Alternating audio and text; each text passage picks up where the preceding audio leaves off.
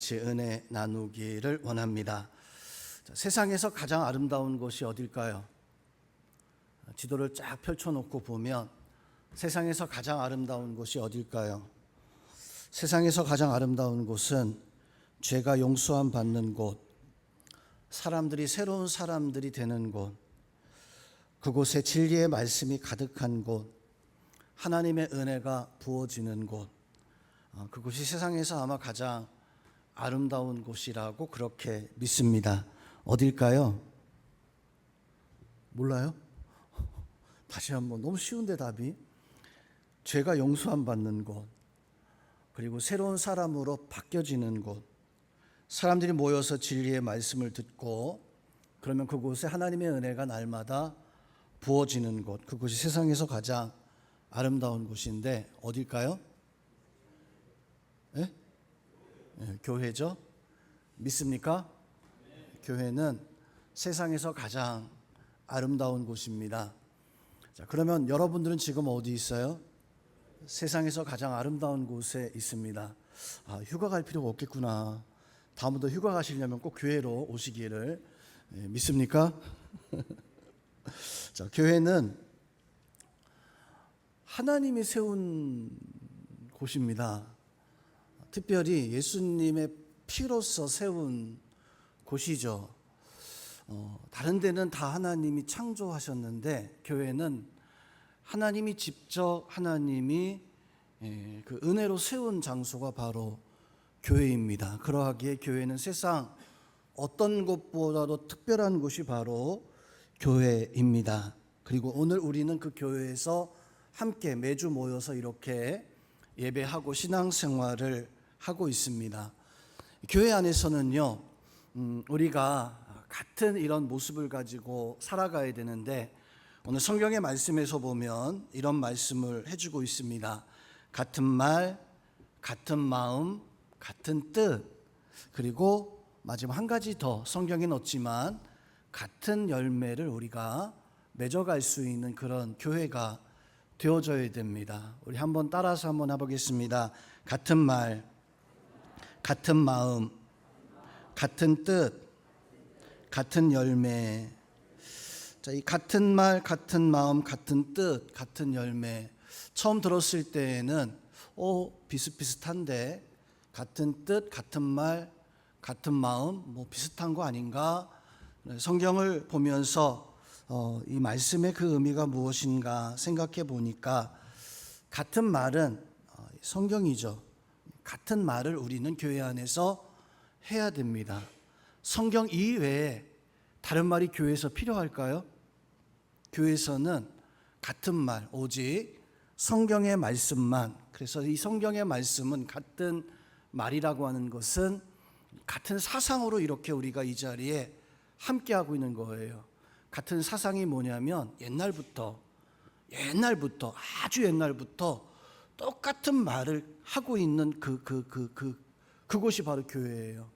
옛날부터 하나님이 우리에게 말씀해 주신 성경을 가지고 또 그 아들, 그 손자들이 우리 할아버지들이 하나님의 성경의 말씀을 가지고 계속해서 다른 것을 말하지 않는 오직 진리, 성경말을 우리는 그런 성경의 말씀, 같은 말을 가지고 살아가는 그런 영혼교회가 되시기를 주님의 이름으로 축원드립니다. 그 다음은 같은 마음이 뭐예요? 하나님 말씀을 들었어요. 그럼 이 말씀을 듣고 우리는 같은 마음을 가지게 되어집니다. 성경 말씀만 들었으니까 다른 걸 들었으면 다른 말이 생길 거예요. 그렇지만 다른 마음이 생길 거예요. 그래서 우리는 성경의 말씀을 들었으니까 우리는 성경에서 주시는 그 마음이 생겨나야 되는데, 자, 그러면 성경에서 주시는 마음이 뭘까요? 그것은 바로 하나님의 마음이죠. 예수님의 마음이고 성령님의 마음입니다. 우리 안에서 생겨나는 하나님 말씀을 듣고 생겨나는 것이 무엇이냐면 하나님의 마음, 그것을 아는 같은 마음으로 예수님의 마음이 어떤 마음이었을까? 그 마음 가지고 살아가는 성령님께서 우리에게 내주하고 계시는데 그 성령님의 그 마음이 과연 어떤 마음일까? 우리 같은 정서, 같은 마음을 가지고 살아가는 그런 모습을 가지고 있어야 됩니다. 예수님의 제자들이 예수님을 따라다니면서 예수님에게 같은 말을 들었죠. 예수님 말씀, 하나님의 말씀을 창세 때부터 있었던 하나님의 말씀을 예수님에게 들었어요. 그런데 유대인들이 예수님의 제자들에게 야, 너희 선생은 왜 그러냐라고 이렇게 딴지를 걸어요. 그때 이 제자들은 다른 마음을 품었던 게 아니라 예수님의 주시는 그 말씀 가지고 예수님을 끝까지 따라가는 사람들은 너희 예수님은 가난한 자들, 저 나병, 문둥뼈 걸린 사람들 친구 같은데 야 그거 아니야 했을 때 이 제자들은 예수님이 십자가에 못 박혀 죽으시고 난 연후에 갓난 자들과 함께 했어요. 병든 자들과 함께 했어요. 예수님을 알지 못하는 사람들에게 예수님을 전하는 그런 모습을 가지고 있었습니다. 그렇다면 우리도 이 성경의 말씀, 예수님의 말씀을 들었으니까 우리도 같은 마음을 가지고 살아가야 됩니다. 우리 영혼교회 모든 성도님들은 다 같은 마음을 가지고 예수님 마음 가지고 하나님의 마음 가지고 성령의 은혜를 가지고 살아갈 수 있는 모든 성도님들 되시기를 주님의 이름으로 축원드립니다. 자, 그러면 세 번째, 같은 뜻은 뭘까요? 예수님께서 말씀 주셨고 그리고 우리에게 예수님의 마음을 가지고 살아가라고 했는데 같은 뜻은 제자들이 예수님의 말씀을 듣고 베드로 따로, 요한 따로, 야고보 따로, 바울 따로 그렇게 따로따로 행하지 않았어요. 교회에서 같은 꿈을, 같은 비전을 꾸면서 오직 하나님의 나라가 이 땅에 세워지기 위해서 예수님의 제자들이 행했던 것이 무엇입니까? 오직 저 죽어가는 죄인들이 구원받아 예수님 믿고 교회에서 하나님 믿고 신앙생활해 나가는 것, 그것이 제자들이 가지고 있었던 같은 뜻, 같은 꿈, 같은 비전이었었습니다. 우리도 그런 같은 꿈을 가지고 있어야 돼요. 여기에 예수님 믿는 사람들이 많이 몰려왔으면, 내가 예수님의 복음을 전해서 사람들이 이곳에 예수님 믿고 구원받는 아름다운 그런 교회가 되었으면, 같은 꿈을, 같은 뜻을, 같은 비전을 바로 가질 수 있는, 그것이 오늘 세 번째로 말하고 있는 같은 뜻이라는 것입니다. 열매는요, 우리가 열매 맺는 거 있잖아요. 신앙생활 속에서 열매 맺는, 열매 모르시는 분 없죠. 다 열매를 맺을 수 있는. 그런데 지난 시간에 제가 참된 열매가 무엇인가라고 이렇게 알려주었습니다. 내가 사랑하고 또 사람들에게 어떤 봉사하고 희생하고 뭐 이런 것들은 우리의 열매입니다. 하나님이 우리에게 진정 원하시는 그 열매는 바로 내가 사과나무라면, 내가 포도나무라면 또 다른 사과나무를 만들어 놓는 것이, 그것이 진짜 열매다. 또 다른 사과나무를, 그것을 만들어 놓는 것이 진짜 열매다. 여러분의 개인의 사과 열매를 맺으시고요, 포도 열매를 맺으시고요, 그리고 예수님이 원하시는 진정한 또 다른 사과나무를 세울 수 있는 진정한 열매 맺을 수 있는, 진정한 포도나무의 열매를 맺어갈 수 있는 우리 모든 성도님들 다 그렇게 살아갈 수 있기를 주님의 이름으로 축원드립니다. 우리 한 번만 더 따라하겠습니다. 같은 말, 같은 마음, 같은 뜻, 같은 열매. 자, 우리 영혼교회는 같은 말과 마음과 뜻과 같은 열매를 맺어갈 수 있는 그런 교회가 되어질 수 있기를 주님의 이름으로 축원드립니다. 세상에는 많은 교회가 있어요. 그 많은 교회가 있지만 그 교회 가운데 정말로 하나님이 만드신, 하나님이 디자인해 놓으신 그런 교회가 있습니다.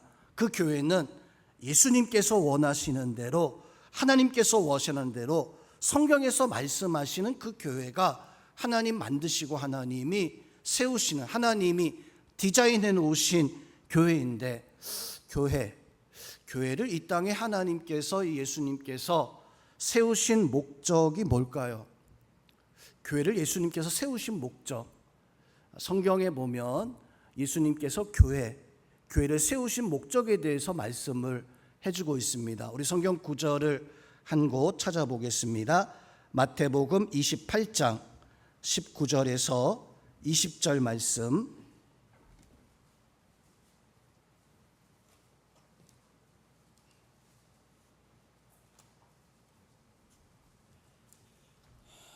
마태복음 28장 19절에서 20절 말씀.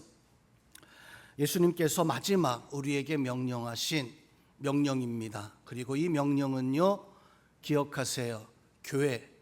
교회를 향한 하나님의 명령이기도 합니다. 자, 나를 향한 하나님의 명령이라면 예수님께서 교회를 어떤 목적으로 세우셨는가? 우리 같이 한번 19절 20절을 합독하겠습니다. 그러므로 너희는 가서 모든 민족을 제자로 삼아 아버지와 아들과 성령의 이름으로 세례를 베풀고 내가 너희에게 분부한 모든 것을 가르쳐 지키게 하라. 볼지어다 내가 세상 끝날까지 너희와 항상 함께 있으리라 하시니라. 성도 여러분, 예수님 말씀하신 교회의 목적이 뭘까요? 예수님께서 말씀하신 교회의 목적을 보면 교회는 사람을 위해서 세워진 게, 교회를 위해서 세워진 게 교회가 아닙니다. 교회가 세워진 것은 세상의 사람들, 죄인을 위해서 교회가 세워졌어요. 우리 교회가 우리를 위해서 세워진 것이 아닙니다. 교회가 교회를 세운 것이 아니라 하나님이 성도 여러분, 우리 영혼교회를 세우신 목적, 이유는 저 모든 족속들에게 나아가서 하나님의 복음을 전해서 저 사람들을 구원하라라고 하는, 그게 교회의 진정한 목적이 되어져야 돼요. 믿으십니까? 우리 영혼교회 세워진 목적은 내가 행복하게 신앙생활하기 위해서, 그것은 저절로 되어지는 거예요. 저절로 내가 교회 안에 있으니까 교회 안에 있는 사람들은 아까도 말씀드린 것처럼 가장 행복한 곳에 이미 우리는 있는 거예요. 그런데 이 교회가 하나님이 이곳 석수동에 세우신 이유와 목적이 그것이 무엇인가? 성경에서 예수님은 너희는 이 예루살렘 교회에만 머물러 있지 말고 저 세상 땅 끝까지 나아가서 모든 족속을 제자 삼고 아버지와 아들과 성령의 이름으로 세례를 주고 가르쳐 지키게 하라. 내가 너희에게 당부한 이 모든 것들을 저 사람들에게 알려주게 해라. 이것이 우리 영혼교회 여러분의 사명인 것을 깨닫기를 주님의 이름으로 축원드립니다. 그런데 성도 여러분, 통로가 막히면 어떻게 될까요?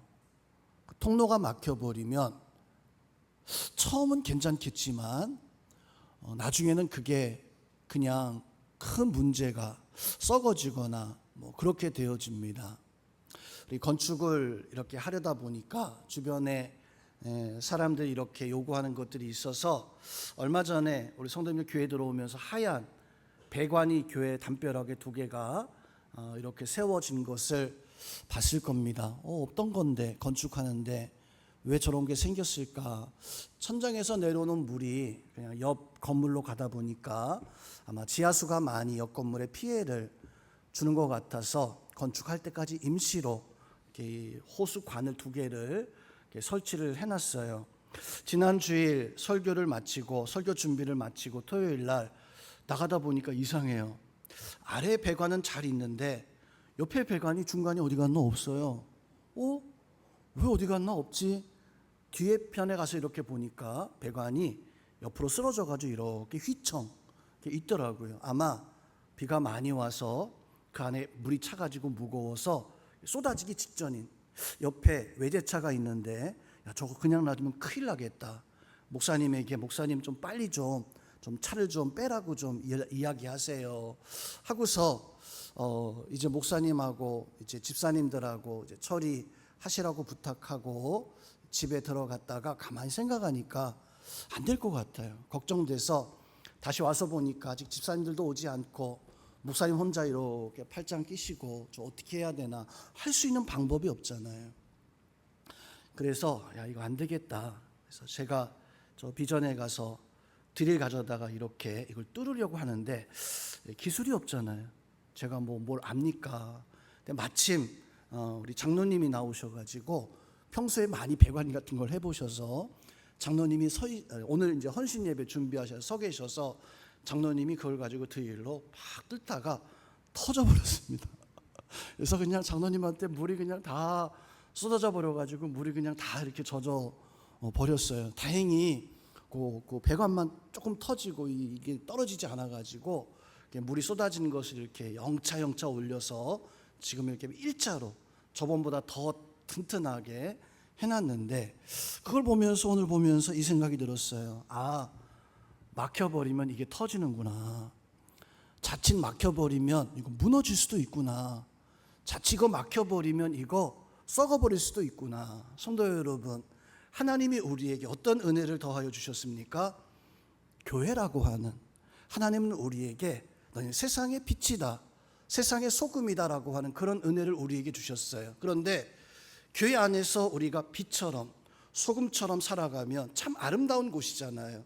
행복한 곳이잖아요. 얼마나 좋습니까? 우리끼리 찬양하고 기도하며 막 사랑을 나누고. 그런데 문제는요, 우리만 안에 있다면 마치 막혀버린 배관과 같을 거예요.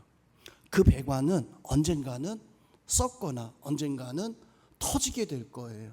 하나님이 우리에게 원하시는 것은 오늘 마태복음 28장에서 19절 20절에서 말씀하고 있는 것처럼 너희는 예루살렘만 거하지 말고 온 유대와 사마리아와 땅 끝까지 나아가서 내 복음의 증인되라라고 이렇게 말씀을 해주고 있습니다. 교회의 생명력은 우리 안에 있는 게 아니에요.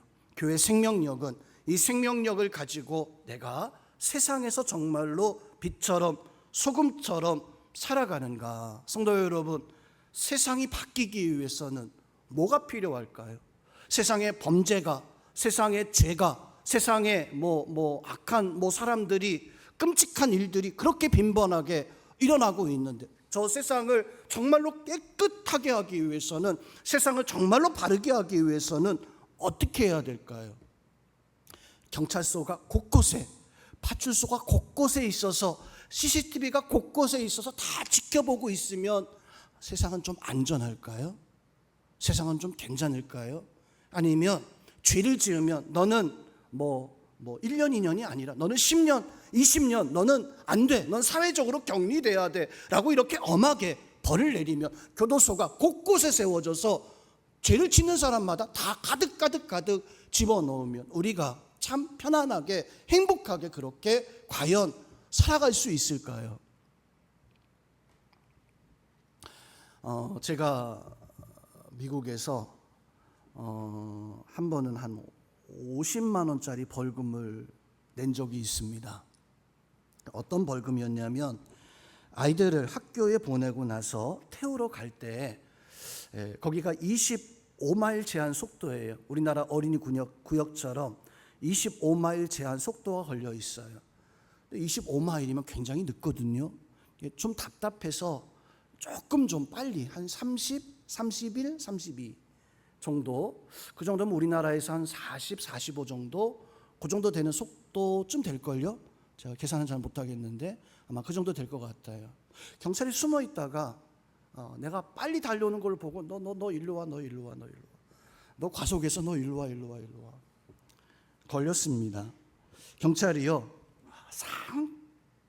반짝반짝 웃으면서 얼마나 친절하게, 당신은 여기 오는데 25마일 거리를 30 몇 마일로 걸었으니까 당신은 법을 어긴 겁니다. 어쩔 수 없이 티켓을 끊어야 됩니다. 웃으면서 너무 그냥 기쁜 듯이 그냥 다 너의 형편을 내가 다 알고 있어. 그래, 아이들 데려오려니까 얼마나 빨리 오고 싶겠어. 그냥 웃으면서 티켓을 그냥 딱 끊어줬는데 그 티켓이 400불짜리 티켓이었습니다. 400불, 우리나라 돈으로 하면 한 50만 원 정도 웃으면서 티켓을 끊어줬어요. 그 유학생이 50만 원이면 한 달 렌트비잖아요. 학교 저 숙소 같은 데 이런 아이 거의 그 정도 돼요. 어떤 목사님은 우회전할 때 멈췄다가 하나, 둘, 셋 하고 딱 우회전해야 됩니다. 그게 미국의 교통법규예요. 근데 멈췄다가 하나 가자 해서 갔어요. 그랬다가 2,000불, 우리나라 돈으로 2,000불이면 한 300, 250 정도 되는 한 달 생활비를 통째로 이렇게 다 했어요. 미국의 법을 보면 굉장히 무섭습니다. 어떤 죄를 지으면 보통 뭐 한 10년, 20년, 어떤 사람은 뭐 200년, 300년씩 그렇게 감옥 속에 죽으라는 거예요. 너 나가지 못하고. 자, 그러면 한번 가만히 생각해 보겠습니다. 그렇게 엄하게 경찰들이 곳곳에 숨어서 범죄자를 잡아내고 감옥에 가두는 미국은 참 안전한 나라였어요. 너무 행복한 나라인가? 너무 질서가 잘 유지되는 나라인가? 저희 집에서 해가 지면 밤중이 되면 그 지역이 참 안전한 도시였는데도 불구하고 나가지 못했어요. 안전했어요. 뭐 나가려면 나가는데 일부러 나가기가 싫었어요. 왜냐하면 지나가다가 차에서 갑자기 내려가지고 칼을 들이댈 수도 있는 그런 지역이니까. 어떤 목사님은 옷을 갖다가 시장에서 판매하는데 아침에 갈 때 길거리에 사람이 죽어 있는 그런 일들을 2번씩이나 경험했다고 하더라고요. 왜? 경찰들이 그렇게 곳곳에 숨어서 단속하는데, 교도소에 많은 사람들을 집어넣어서 그렇게 엄하게 처벌하는데 왜 그런 지역에서 계속 그 강력한 총기 범죄들이 계속 일어날까요? 우리나라에 경찰서가 많이 생기면, 교도소가 많이 생기면 우리가 안전할까요? 사람들은 그렇게 이야기합니다. 뭐 음주운전하거나 뭐 어떤 강도, 강간 이런 거 하게 되어졌을 때 법이 너무 약하다. 1년 살고 2년 살고 너무 약하다. 한 10년, 20년 해야지. 사람의 생각이에요. 이 땅이 변화되기 위해서 성도 여러분 뭐가 필요할까요? 여러분 답 알죠? 이 땅이 변화되기 위해서 뭐가 필요할까요? 진정한 교회가 필요해요. 참된 교회가 필요해요. 또한 참된 교회와 참된 성도들이 필요해요. 우리 영혼교회가 이 땅을 변화시킬 수 있는 참된 교회가 같은 말, 같은 마음, 같은 뜻으로 같은 열매를 맺을 수 있는, 그것이 예수님께서 말씀하신 세상에 너희는 빛이다, 소금이다, 다른 게 아니에요. 다른 것을 가지고 열심히 하는 게 아니라 오직 성경의 말씀을 가지고 예수님의 제자들이 같은 마음을 품어서 같은 뜻을, 같은 비전을 가지고 땅끝까지 제자들이 했던 거 보세요. 제자들이 어떤 것을 했었는가? 제자들이 무엇을 위해서 살았었는가? 제자들은 다른 것을 위해서 살지 않았습니다. 예수님 말씀 듣고 그 말씀을 가지고 같은 마음으로 사람들에게 가서 그 사람들에게 예수 그리스도를 전하고 예수님 믿으라. 사도 바울이 그 일했죠. 예수님의 제자들이 그 일을 했었던 것을, 진짜 교회는 꽉 막혀 있는 교회가 아닙니다. 우리만 행복한 그런 교회가 진짜 교회가 아니라 나가서 하나님의 복음의 역사가 세상의 죄인들에게, 세상의 사람들에게 전할 수 있는 그런 교회, 그 교회가 좋은 교회라는 것을 깨닫고 우리 성도님들은 그런 좋은 교회, 좋은 성도들이 될 수 있기를 주님의 이름으로 축원드립니다. 자, 그러면 같은 말, 같은 마음, 같은 뜻으로 같은 열매를 맺는 좋은 교회는 어떤 교회일까요? 다른 때 같았으면 설교가 이미 끝날 쯤 됐는데, 첫째, 복음의 절대 능력을 믿고 사시기를 축원드립니다. 우리 한번 따라하겠습니다. 복음의 절대 능력을 믿읍시다. 우리 옆에 있는 분들 보면서 당신에게는 복음의 절대 능력이 있습니다.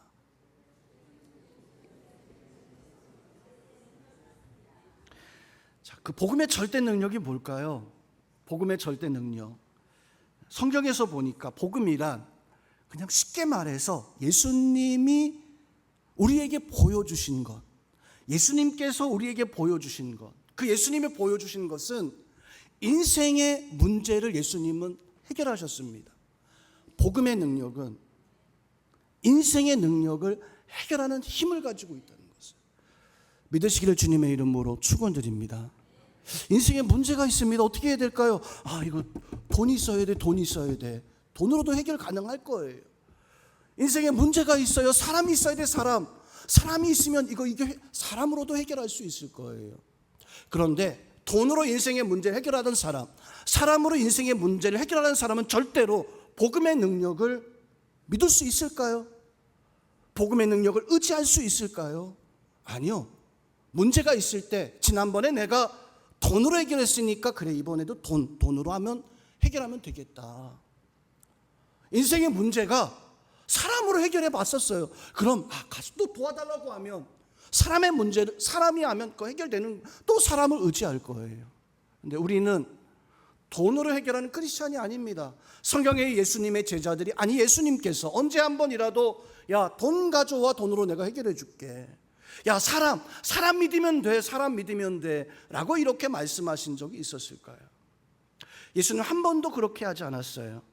예수님 모든 문제를 스스로 사람들에게 해결하시는 예수님 앞에 나왔을 때 그 예수님이 우리에게 어떤 능력을 더해 주셨습니까? 한번 따라하겠습니다. 복음의 능력은 십자가의 능력입니다. 십자가의 능력. 십자가는 어떤 걸까요?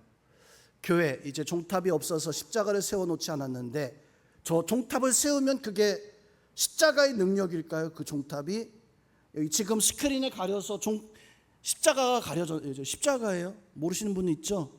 요 뒤에 그 나무떼기 하나 나온 거 꼭 꽁지만 나오고 이거 십자가예요.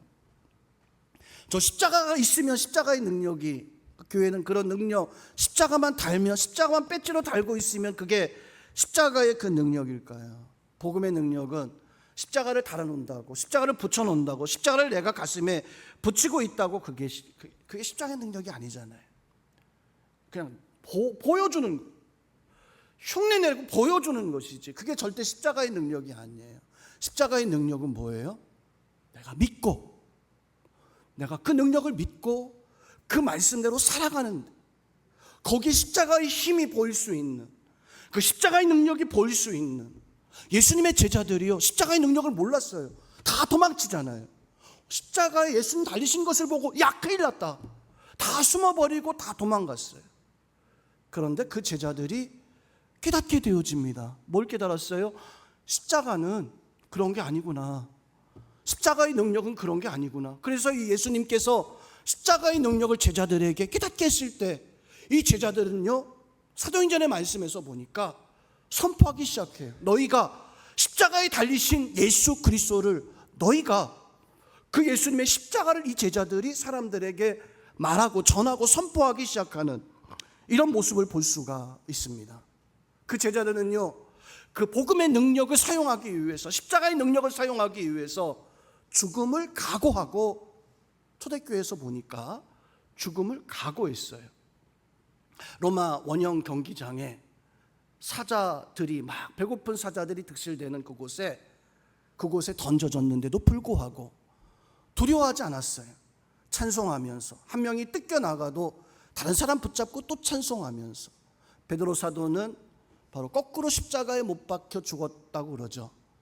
또 예수님의 동생 야고보는 톱질로 두 동강이 나서 그렇게 죽었다고 합니다. 왜 그렇게 살점이 뜯겨져 나가고 하는데도 불구하고 포기하지 않았을까요?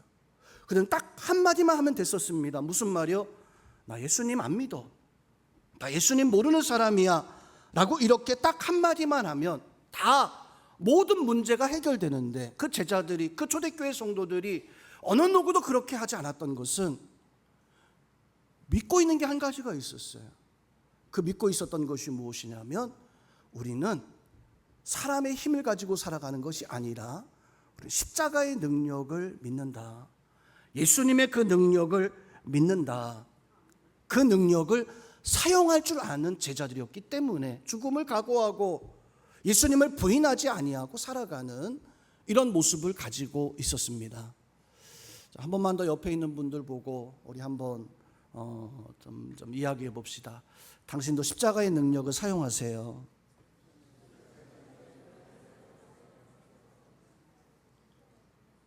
당신도 십자가의 능력을 사용하세요라고 했는데, 그 말을 내가 들었을 때, 야, 내가 정말 이 십자가의 능력을 내가 사용한 적이 언제였을까? 복음의 능력을 내가 사용한 적이 과연 언제 내가 복음의 능력을 사용했을까? 내가 성경의 이 말씀을 언제 이 성경의 말씀을 내가 사용했을까? 내가 언제나 이 말씀대로 내가 이렇게 살아왔을까? 예수님이 그러시죠. 너희는 세상의 소금이 되라. 세상의 빛이 되라. 만일 소금이 그 맛을 잃어버리면 아무 쓸데없어서 밖에 버려져 사람들에게 밟힐 뿐이니라. 죄송하지만 성도 여러분, 그 말씀은 혹 나를 향해서 하고 있는 말씀이 아닐까?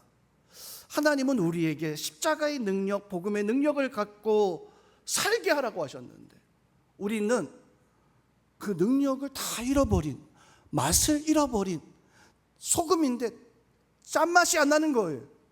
소금인데 짠맛이 안 나는 거예요. 소금인데 짠맛이 나지 않아서 음식에 집어넣으면 맛있어져야 되는데, 짠맛을 낼 수 있어야 되는데, 넣어도 얘가 맛있어지지 않는 거예요. 내가 세상의 소금인데 소금의 맛을 낼 수 있어야 되는데, 예수 그리스도의 향기를 낼 수 있어, 내가 가는 곳이 전혀 달라지지 않는 거예요. 예수님의 맛을 전혀 내지 못하는, 예수님 뭐라고 말씀하고 있습니까? 소금이 맛을 잃어버리면 쓸데없어져서 버려져 가지고 사람들에게 밟히게 되어진다. 오늘날 교회가 참다운 교회의 모습을 가져야 되는데, 같은 말, 같은 마음, 같은 뜻으로 하나님 원하시는 그 열매를 맺어야 되는데, 문제는 말이 없어요. 하나님의 참다운 진리의 말씀이 없이 그냥, 야, 우리 교회 행복해, 우리 교회 좋아, 우리 교회 건축하는데 참 좋아질 거야. 그거 안 돼요. 우리는 뭘 하든지 간에 이 하나님의 말씀이 있어야 되는데, 오늘날 교회의 모습을 보면 하나님의 말씀이 사라지고 이 성경의 말씀이 사라지고, 야, 우리 교회 좋은 거야, 우리 지역 야, 우리 교회 부자야, 우리 교회 참 행복해, 야, 모여라, 우리 그냥 참 좋다 막 이렇게 하는, 하나님 말씀 없이 혹시나 그렇게 교회만 좋다고 하는, 그러다 보니까 말이 없으니까 예수님의 마음이 없는 거예요. 혹시 내가 예수님의 마음, 그 마음을 가지지 못하고 혹시 내가 살아가고 있는 것은 아닌가? 마음이었으니까 꿈이 없어요, 비전이 없어요, 목표가 없어요. 뭐 어떻게 해야 될지, 그냥 교회 나오는 게 목표고 예배하는 게 목표고 살아가는 게 그게 목표가 되어져서 혹시나 살아간다면 열매가 있겠습니까? 그 열매가, 맛을 잃어버린 소금은 성경에서 예수님 말씀하기를 그냥 버려져서 사람들에게 짓밟힐 뿐이다. 오늘 말을 잃어버린 교회가, 마음을 잃어버린 교회가, 하나님의 뜻을 잃어버린 교회가, 하나님의 열매를 잃어버린 교회가 당하고 있는 현실을 보세요. 어떤 현실 속에 있는가? 사람들에게 밟히고 있어요. 사람들에게 짓밟히고 있어요. 우리 영업교회는 말이 있어야 됩니다. 같은 마음이 있어야 됩니다. 같은 뜻을 가지고 하나님께서 원하시는 그 열매를 맺어갈 수 있는 그런 교회가 되어질 수 있기를 주님의 이름으로 축원드립니다. 그래서 하나님이 우리에게 주신 것이 복음의 능력이에요. 절대 복음의 능력을 바로 우리에게 주셔서 그 말을 가지고 너희는 저 세상 땅 끝까지 나아가서 복음의 증인 되라라고 이렇게 명령하신 거예요. 조금 좀 어려운 건 아니에요. 본질이 상황화되어야 되는데, 진짜 되어야 되는데 비본질이 상황화되어져서 오늘 교회를 이끌어가고 있습니다. 참다운 하나님의 말씀이 교회에서 상황화되어져야 되는데, 참다운 말씀이 교회에서 상황화되는 게 아니라 비본질, 하나님 말씀 아닌 것이 교회에서 상황화되어져서 그것이 교회를 세운다고 그러고 있어요. 우리 어떻죠?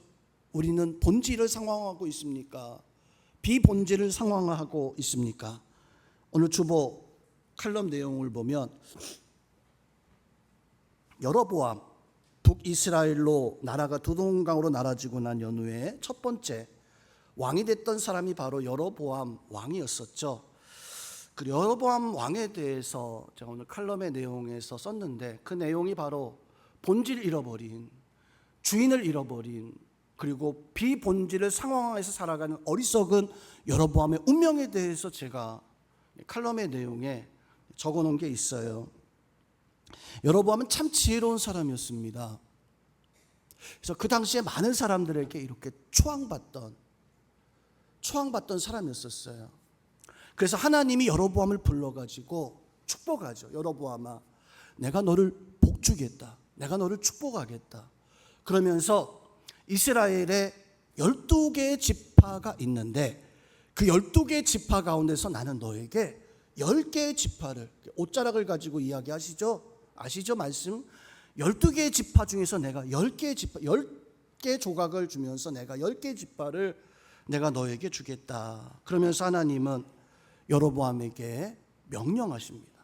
어떤 명령하시냐면 여로보암아, 내가 다윗처럼 하나님의 말씀 같은 말을 내가 하면서 그 마음을 가지고 내가 통치하고 이 나라를, 이 10개 지파를 다스린다면 내가 너에게 꿈과 비전, 내 자녀들을, 내 가문을 영원토록 내가 너와 함께 하겠다라고 하는 정말 축복의 말씀을 하나님은 여로보암에게 주셨어요. 얼마나 축복된 말씀인지 성경에서 보면 정말 깜짝 놀랄 만한 그런 축복의 말씀을 여로보암에게 주셔요. 여러분, 그 말씀만 지키면, 그 마음만 지키면, 그 뜻만 가지고 있으면 참 좋은 교회, 참 좋은 믿음의 가정이 되어질 수 있었어요. 여로보암이 그 말씀을 듣고 하나님 앞에, 하나님 믿습니다. 하나님, 제가 꼭 하나님 말씀대로 이 마음을 지켜서 하나님의 뜻을 이루어서 좋은 열매를 내가 맺겠습니다라고 이렇게 하나님 앞에 약속하죠. 여로보암이요. 그렇게 약속하고 10개 지파를 북이스라엘로 세워서 다스리는데 명절이 됐습니다. 이제 얼마 있으면 추석 명절 오잖아요. 명절 되면 다 고향 가잖아요. 이스라엘 백성들의 명절의 특징은 명절이 되면 무조건 예루살렘으로 가는 거예요. 뭐 어디든지 무조건 모든 백성들이 다 양을 끌고 송아지 끌고 염소 끌고 뭐 그냥 바리바리 싸들고 잔뜩 싸들고 다 예루살렘으로 가는 거예요. 뭐 하려고? 제사 드리려고요. 여로보암이 그 모습을 보고 깜짝 놀랐습니다. 왜냐하면 이 예루살렘은요, 내 땅이 아니거든요. 저 남쪽 르호보암 왕의 땅이거든요. 그거 보니까 눈이 확 띄어. 야, 이거 안 되겠다. 그 모습을 보자마자 이 백성들이 양, 소떼 뭐 열심히 기른 걸 갖다가 그날에 가서 다 이렇게 하고 오니까 손해가 이만저만 그런 거잖아요. 그래서 이 여로보암이 안 되겠다. 국경을 막아버려요. 그리고 예루살렘에 갈 필요 없어. 베델에다가 성전을 그냥 순식간에 세워버렸어요. 예루살렘 성전은 한 7년 걸렸는데 베델에다가 그냥 순식간에만 몇 달도 안 돼가지고 성전을 세워버렸어요. 얼마나 그냥 그 마음이 그랬으면 그렇게 순식간에 성전을 세워버렸어요. 그리고 제사장을 뽑았어요. 야, 레위지파 없지? 저 똑똑하게 거룩하게 생긴 사람들 이렇게 와봐. 제사장을 뽑았어요. 그리고 비슷하게 절기를 만들었어요. 그리고 백성들에게 이제 예루살렘으로 건너가는 백성들입니다. 스톱. 이제 갈 필요 없어. 멀리까지 왜 가냐? 여기 베델은 옛날에 뭐 야곱도 이곳에서 하나님 앞에 응답받았던 이것이 성스러운 곳이야. 너희가 이곳에 가서 이제 제사하면 돼. 하나님의 말을 버렸어요. 하나님의 마음을 버렸어요. 하나님의 뜻을 버렸어요. 썩어버린 거죠. 성도 여러분, 우리는 같은 말, 같은 마음, 같은 뜻으로 하나님 원하시는 것들을 그것을 이뤄나갈 수 있어요. 어떻게 되어집니까? 여로보암 왕이요? 하나님이 분명 복 주신다고 했는데 복이 아니라 하나님의 저주, 하나님의 심판을 받게 되어져요. 그 아들이 병이 걸렸는데 아무도 그 병을 고칠 수가 없는 거예요. 아무리 뛰어난 의사가. 그래도 여로보암이 믿음이 있었던지라, 야, 이거는 하나님이 고칠 수 있는 병이야. 하나님은 고칠 수 있어. 그래서 내가 가면 왕이니까 알아차릴 거니까 자기 왕비를 변장을 시켜요. 막 그냥 시골 안악처럼, 그냥 그런 여자처럼 변장을 시켜요. 그리고 아이야에게 보냅니다. 아이야에게 보내면서 그 왕비에게 우리 아들 꼭 고쳐달라고 기도 부탁해. 하나님은 고칠 수 있고 꼭 기도 부탁해. 변장을 참 어느 누구도 모르게 그렇게 했어요. 근데 사실 그렇게 변장할 필요가 없었습니다. 왜냐하면 아이야는 이미 나이가 많이 들여서 앞을 거의 볼 수 없는 맹인 수준이었거든요. 변장할 이유가 없었던, 여로보암이 갔어도 못 알아봤을 거예요. 그런데 하나님은 저 아이야 선지에게 여로보암 왕비를 보냈을 때 이미 알려주죠. 여로보암 왕비가 올 거다. 널 찾아올 거다. 아들이 이러저러한 병이 걸려 고쳐달라고 할 거다. 너는 그 왕비에게 이렇게 말해라. 그리고 이 여로보암에게 하나님의 심판의 메시지가 그 왕비에게 전해짐. 그 내용이 그거예요. 내가 너를 버렸다. 왜요? 같은 말, 같은 마음, 같은 뜻으로 하나님 원하시는 말을 가지고, 하나님 원하시는 마음 가지고, 하나님 원하시는 뜻을 가지고 살아가야 되는데, 너는 하나님의 말을 버렸고 하나님의 마음을 버렸고 하나님의 뜻을 버렸으니까 내가 너를 버리겠다. 너의 자녀들 가운데서 제대로 장례를 치르고 죽을 사람은 이 아이, 지금 병들어 있는 이 아이만 그냥 묘실에 이렇게 장사 지낼 거고, 다른 너의 아내, 너의 가족들, 모든 사람들은 다 들판에 버려져서 들개가 다 뜯어먹을 것이다. 그 말씀 그대로 되잖아요. 성도님, 왜 그렇게 되었었어요? 하나님의 진리, 복음에 대한 상황화를 통해서 그 진리가 나의 삶 속에 그냥 상황화되어져야 되는데, 하나님의 비본질이 그만 교회 안에서 상황화되어지고 그 민족 가운데 상황화되어지니까 하나님이 이 여로보암을 버렸던 거예요. 여러분에게도 하나님의 본질이 상황화되기를 주님의 이름으로 축원드립니다. 하나님의 말씀이 여러분의 본질 되어지고 그 마음 가지고 살아갈 수 있는 그런 은혜가 있기를 주님의 이름으로 축원드립니다. 두 번째로, 우리 한번 따라하겠습니다. 제자는 비전을 가져야 됩니다.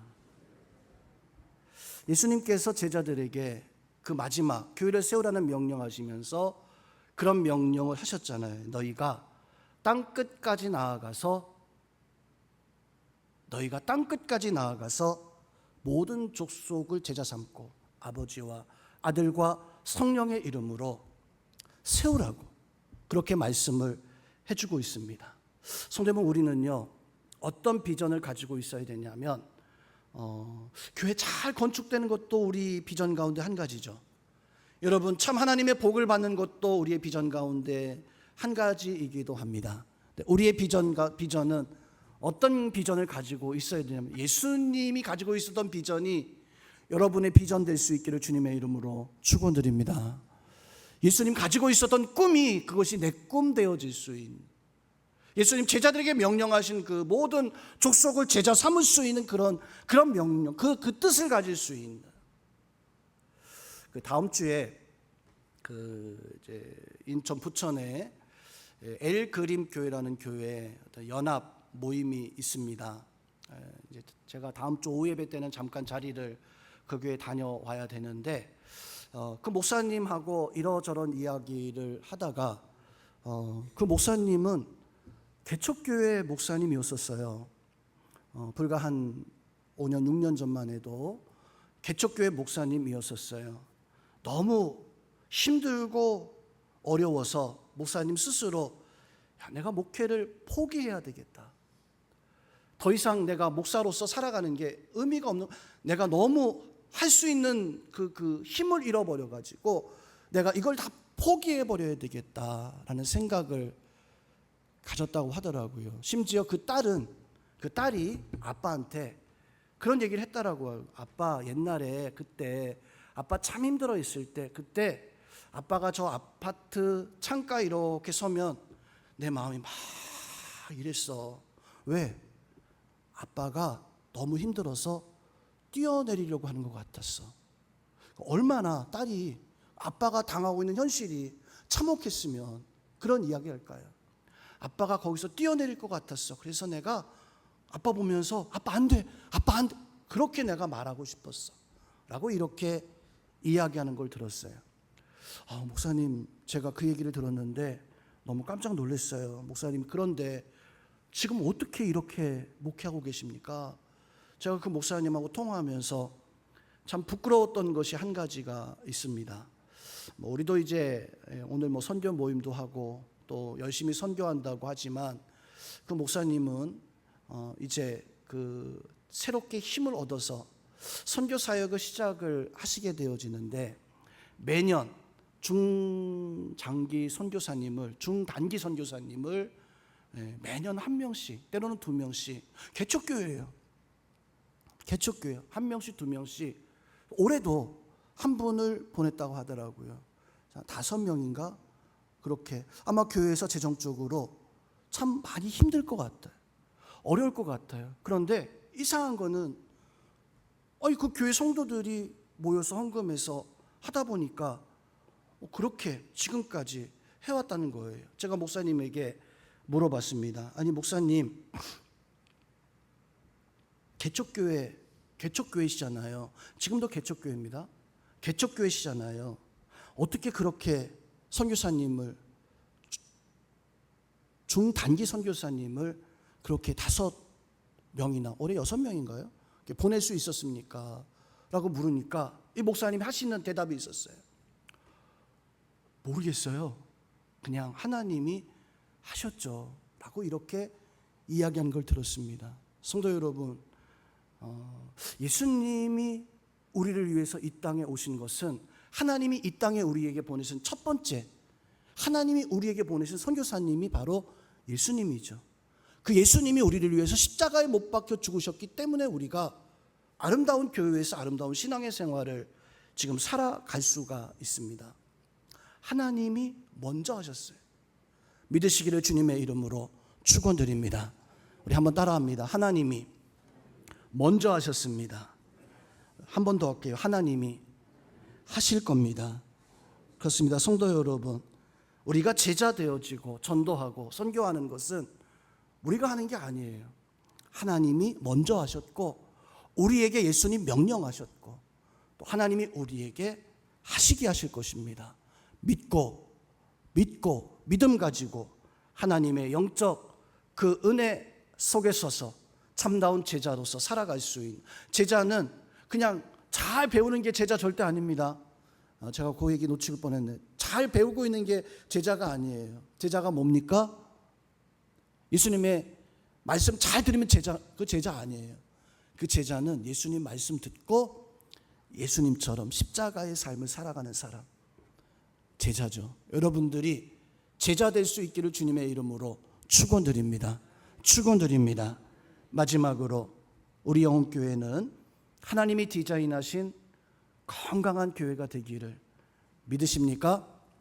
우리 교회 제가 디자인한 게 아니에요. 그 설계 사무소에서 디자인한 게 아니에요. 우리 교회는 하나님이 디자인하신 교회인 것을 믿으시기를 주님의 이름으로 축원드립니다. 건강한 교회가 어떤 교회일까? 어떤 교회가 건강한 교회일까? 돈을 가져서 행사 잘 치르고 건물이 있어서 그렇게 하는 교회가 좋은 교회예요. 분명히 좋은 건물 가지고 있고 좋은 행사 많이 치르는 그런 교회는 분명히 성도 여러분 좋은 교회입니다. 좋은 교회 가세요. 좋은 교회. 그런데 성도 여러분, 좋은 교회일 수는 있지만 건강한 교회는 아니에요. 우리 교회는 좋은 교회도 돼야 되겠지만 또 한 가지 절대 놓치지 말아야 되는 것은 건강한 교회가 되어줘야 돼요. 하나님 말씀 듣고 기도하고 복음의 절대 능력을 가져서 건물 크기와 그런 거 상관없이, 물질이 많고 적음에 상관없이 나는 오직 하나님이 원하시는 그 일을 위해서 내가 헌신하겠다라고 이렇게 다짐할 수 있는 건강한 교회, 건강한 성도, 건강한 신앙, 여러분의 신앙이 그런 신앙 되어질 수 있기를 주님의 이름으로 축원드립니다. 건강한 교회가 어떤 교회인가? 제가 올 초부터 이제 부산의 풍성한 교회 이렇게 다니면서 많은 것들을 보고 배우고 했습니다. 건강한 교회의 모습들을 이렇게 주변에 있는 교회들의 모습을 보면서 야, 이게 좋은 교회는 아니어도 건강한 교회, 재정적으로 풍족하진 않아요. 건물이 좀 그렇지 그렇진 않아요. 그런데 건강하구나. 건강한 교회가 어떤 건가? 두날개라고 하는 어떤 표현을 주보에 이렇게 한 번씩 우리 쓰면서 집중 훈련 갑니다, 뭐 합니다라고 이렇게 이야기했는데, 두날개가 도대체 뭐야? 이제 훈련 가서, 우리 훈련 갔다 오신 분도 있겠지만 교육을 받으면서 두날개는 이런 겁니다. 두날개 첫 번째, 두날개 목적, 두날개의 의미, 두날개는 이렇게 저렇게, 한 번도 두날개라고 하는 이야기를 들어보지 못했어요. 아니 어쩌면 제가 그 전에 저 사랑의 교회 가서 제자 훈련 받을 때가 있었어요. 그때 두날개라고 하는 소그룹과 큰 대그룹에 거기서 처음 들었어요. 두날개가 그거 얘기하는 거구나. 그때 처음 들었어요. 또 저 안산에 있는 그 교회 한 군데 가서 큰 숲 공동체라고 하는 곳에 가서 지금도 우리 권사님들도 다녀오셨고 저도 몇 번씩 다녀왔었고 했었는데, 거기서 두날개라는 것이 이런 겁니다. 두날개는요, 큰 모임을 해야 되고 작은 소그룹이 있어야 되는데, 소그룹은 셀프나 뭐 저거저거 막 이렇게 이게 두날개구나. 근데 정작 두날개라는 용어는 풍성한 교회에서부터 시작했거든요.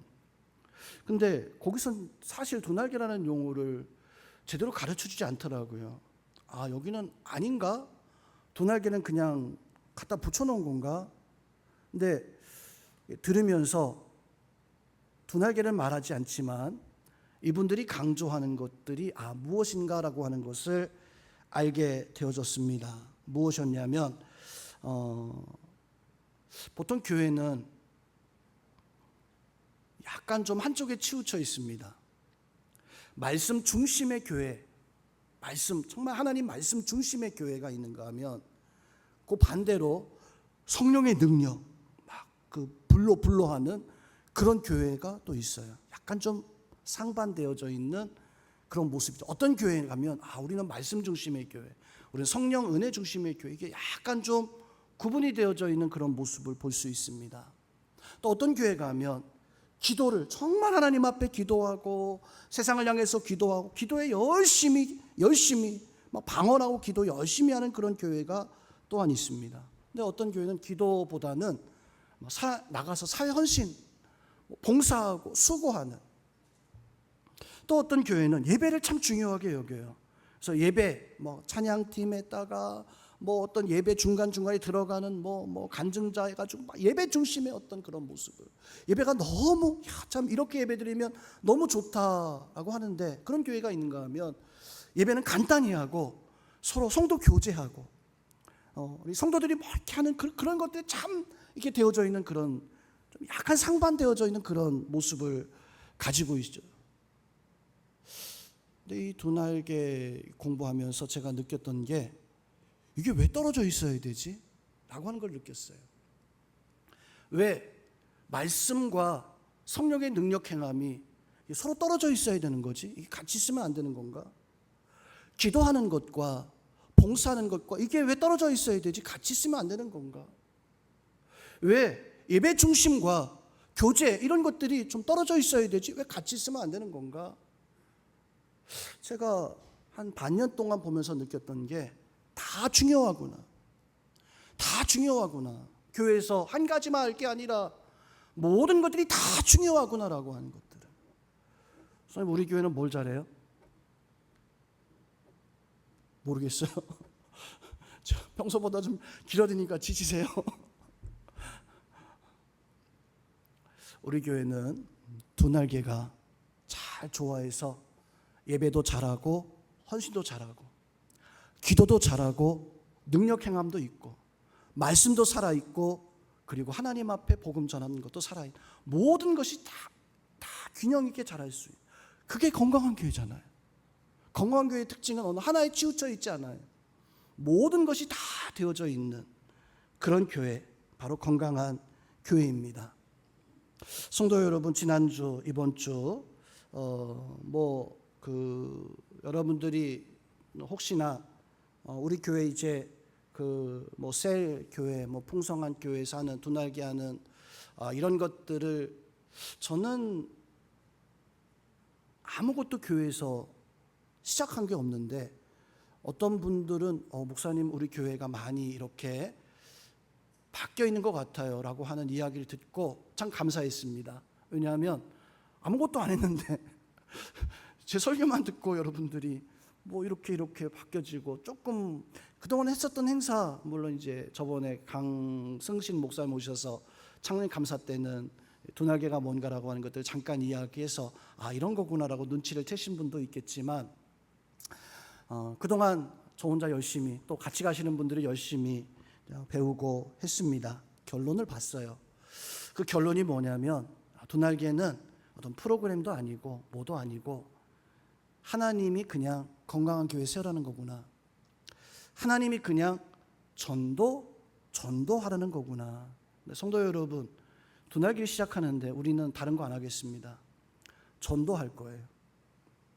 여러분들이 전도하는 그 전도를 통해서 우리 교회가 건강한 교회로 세워질 수 있는, 그래서 영혼 구원하는 것이라면, 선교하는 것이라면 거기에 우리의 마음을 정말 다할 수 있는, 두날개 결론이 목사님들 찾아가가지고 목사님 이거 두날개 어떻게 하는 거예요? 가르쳐주세요. 첫 번째 뭐 해야 돼요? 두 번째 뭐 해야 돼요?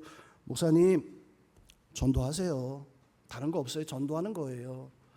답이 그거더라고요. 그냥 그 목사님 하시는 이야기가 목사님 다른 거 없어요. 그냥 전도하세요. 전도하는 게 그게 예수님 뜻이고 예수님 명령이, 전도하다 보면 능력 생기고 전도하다 보면 다 되어져요. 전도하세요 라고 하는 그런 이야기들을 쭉 하시더라고요. 그래서 결론은 그겁니다. 우리 영혼교회도 전도 열심히 했잖아요. 그동안 이제 화요일도 이제 또 전도 모임 또 시작하는데 전도 열심히 하잖아요. 전도해야 되겠구나. 근데 내가 어떻게 전도해야 되지? 전도 어떻게 해야 되나? 저도 어렸을 때는 중고등부 시절 때는 친구들 참 많이 전도했습니다. 근데 친구들 전도하는 거하고 그냥 모르는 사람 전도하는 거 너무 이게 다르잖아요.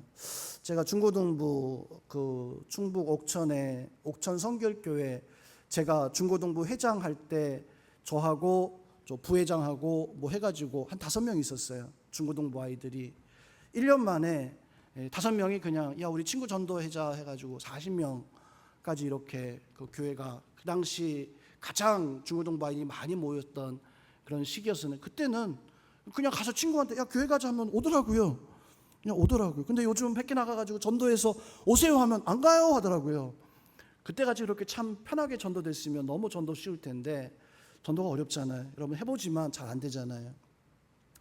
그래서 저도 잘 못하고 또 저도 전도해야 되고 여러분들도 전도해야 되고, 그건 예수님이 명령하시는 거고 교회에서 세우신 어떤 그 사명이 바로 다른 게 아니잖아요. 건강한 교회 세우는 것은 바로 영혼 구원해서 전도하는 것인데, 한 목사님에게 부탁을 드렸습니다. 목사님, 우리 좀 전도 좀 이제 시작해야 되는데 제가 우리 교회 오셔서 한번 토요일 날 그 아침 시간부터 저녁 시간까지 어떻게 전도해야 되는가 한번 좀 강의 좀 쭉 한번 좀 해주세요 해서 약속을 한번 받았었습니다. 그런데 얼마 후에 목사님 한 분이 못 오고 한 2분, 3분 정도 온다고 그랬었거든요. 목사님 누구누구 오셔요? 제가 준비할게요 하니까 목사님이 목사님 좀 죄송하지만 못 갈 것 같아요 얘기하시더라고요.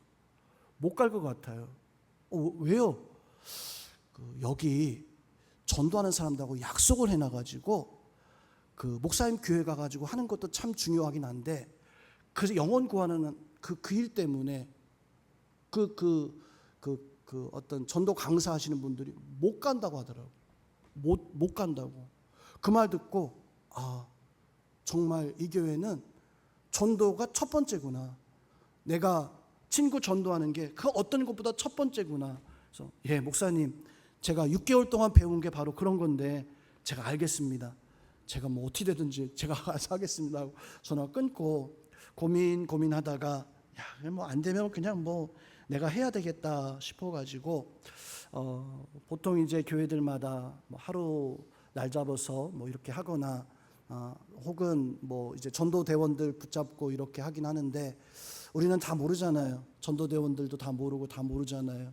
그래서 제가 이제 배웠던 것들이 다 이제 나와 있는데 그 책을 가지고 이제 추석 지나고 주일 오후 예배 시간에 전도에 대한 어떤 말씀을 계속해서 좀 우리 이렇게 전도합시다, 이렇게 전도합시다, 전도에 대한 이야기들을 계속 하고자 합니다. 뒤에 들어오시다 보면은 책을 보셨겠지만 행복 모임, 이게 책이 1권, 2권 있는데 이건 안 할 거예요. 아예 안 할 거예요. 안 할 이유는 뭐냐면 전도하는데 1권, 2권 필요한 게 이것만 있어도 충분할 것 같아요. 그래서 이거를 10번 하는 건데 내용을 보면 전도하는 내용이에요. 그 내용을 쭉 읽어보면 처음에는 이게 무슨 성경 공부인 줄 알고 열심히 했는데 성경 공부가 아니라 보니까 전도에 대한 메시지를 우리가 어떤 말 해야 될지 잘 모르잖아요. 전도에 대한 메시지를 가지고 그래서 어떤 목사님들은 그냥 목사님 모르면 이거 가지고 와가지고 그냥 책 읽듯이 읽어주시면 전도될 수도 있어요.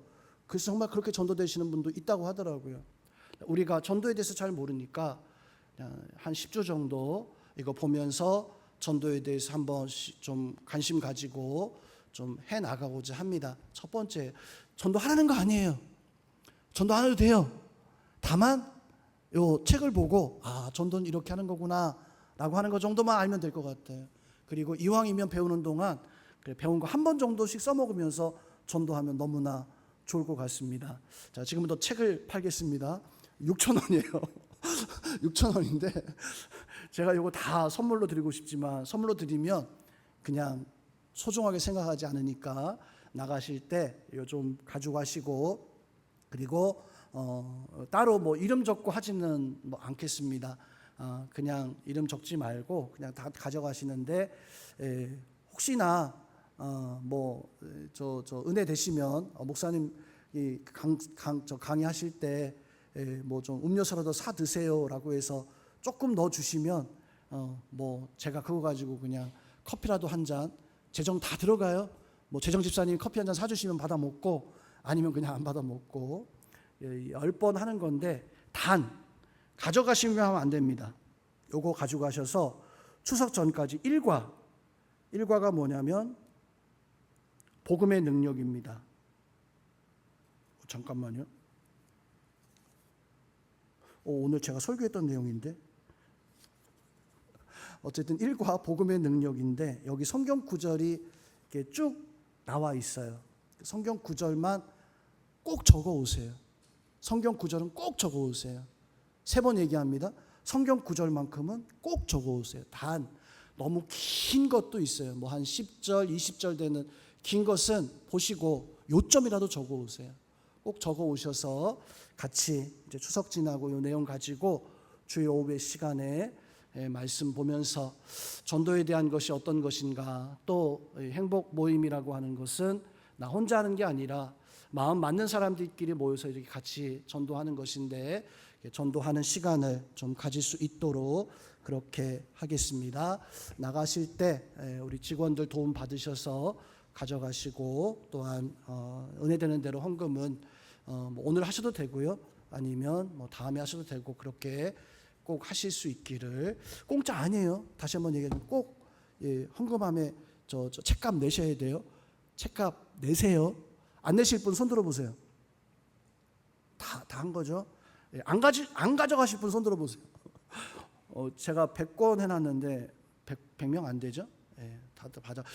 우리 중고등부 우리 학생들하고 유초등부 우리 학생들 같은 경우에는 책이 조금 달라요. 중고등부는 해피스쿨인데 내용이 요거보다 한 2개 정도가 적은데 얘들아 내용은 사실 똑같아. 그러니까 이 책 가도 괜찮아. 유초등부는 한 7개 정도 되는데 유초등부도 그림책인데 요거 똑같아요 사실은. 그러니까 지민아 너도 아빠한테 사달래 6,000원 알았지? 목사님 커피 사 먹을게. 자, 가실 때 그렇게 해주시기를 바랍니다. 오늘 헌신 예배 드렸는데 우리 좀 많은 은혜 시간 된 줄 압니다. 건강한 교회, 건강한 성도들로 세워질 수 있기를 부탁을 드립니다.